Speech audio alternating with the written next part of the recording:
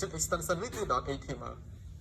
nhưngយើងរៀនមើលដូចគ្នាគឺ page structure អញ្ចឹងយើងគ្រាន់តែសរសេរ html បាទអញ្ចឹងគឺ html ចុចពីមក file ណាអាហ្នឹងវា automatically គឺ embed មកវា add នៅ structure របស់យើង by default តែម្ដង enter មកបានប៉ុណ្្នឹង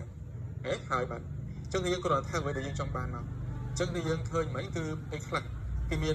h1 welcome NFT ហើយនឹង html css ហើយនឹង javascript គឺ p គឺមាន h1 មួយណាអញ្ចឹងយើងបើក h1 មកណានេះ selling body មែនទេ body គឺជាកន្លែងដែលយើង output content ចេញទៅខាងក្រៅជានៅកន្លែង web browser ខ្ញុំដាក់ថាបើក h1 អីគេ h1 ហ្នឹងគឺ element html សម្រាប់ print ពពួក text bold ធំៗណាអានេះគេប្រើគោលបំណងបែបហ្នឹងអញ្ចឹងខ្ញុំដាក់ថា hello NFT អញ្ចឹងបន្តមកទៀតហើយខ្ញុំដាក់ថា p1 គឺក៏បង្ហាញជា text ដែរគាត់ថា p ហ្នឹងគឺជា paragraph ហើយ text វាហ្នឹងគឺអត់ bold ទេអាហ្នឹងគឺជាកន្លែងHTML វាចឹងណាវាមានគេហៅថា element ផ្នែកផ្សេងគ្នាក្នុងការពណ៌នាមអំពីអ្វីដែលមាននៅក្នុង web page វាមានខ្លះ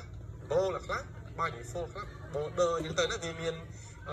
by default element វាអញ្ចឹង P នេះគឺគេប្រើសម្រាប់ផ្សេងទំនុក paragraph អញ្ចឹងទៅណាខ្ញុំដាក់ថា welcome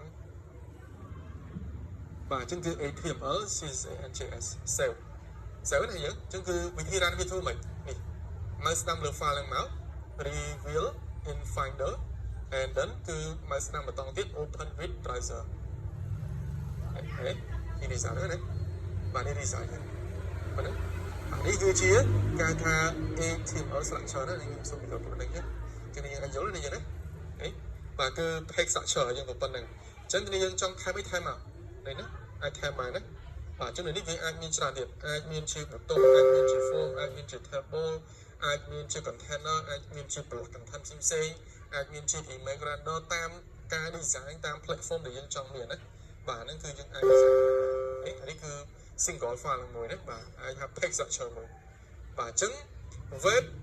អានេះគេថា page structure វាបង្កើតទៅជា document មួយណាបាទ document មួយហើយអាចថា web page ក៏បានអញ្ចឹងយើងអាចហៅវាថា web អីគេ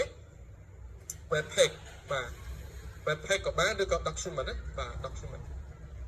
បាទឯកសារមួយហ្នឹងណាបាទ document ហ្នឹងទៅអញ្ចឹងបើសិនជា website មិន website គឺជាបណ្ដុំនៃ web page មែនទេបាទចុះ website បាទ website នេះវាជាបណ្ដុំនៃ web page បើថា multiple web page នេះតើណាព្រោះ website គឺគេមានដើម្បីអីគេបាទអញ្ចឹងមាន web page ទី1មាន web page ទី2ឧទាហរណ៍ web page ទី1គឺ home page អញ្ចឹងណាpage ទី2អាចថាអីគេ product page អញ្ចឹងទៅមិនចឹងមែនទេឧទាហរណ៍ product page ដែលគេបង្ហាញពី product web page ទី3អាចថាគេទៀតអាចថា about អញ្ចឹងទៅ about page web page ទី4អាចថាគេអាចថាservice អញ្ចឹងទៅណា service page អញ្ចឹងទៅឬក៏ website ទី5អាចថា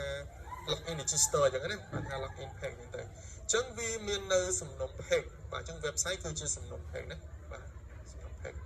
ហើយ page នីមួយៗតើណា page នីមួយៗជាសំណុំអីគេជាសំណុំនៃ HTML element បាទ element ឬក៏ tag ហ្នឹងឯងតើណា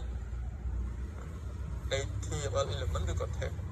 ជាសំណុំនេះណាបាទអញ្ចឹងគឺជាសំណុំអញ្ចឹង website យើងមាន page ច្រើន page នីមួយៗមាន element ច្រើន element HTML element ហើយជាមួយនឹង tag ហ្នឹងណាដែលយើងឃើញមាន render ជារូបភាព render ជា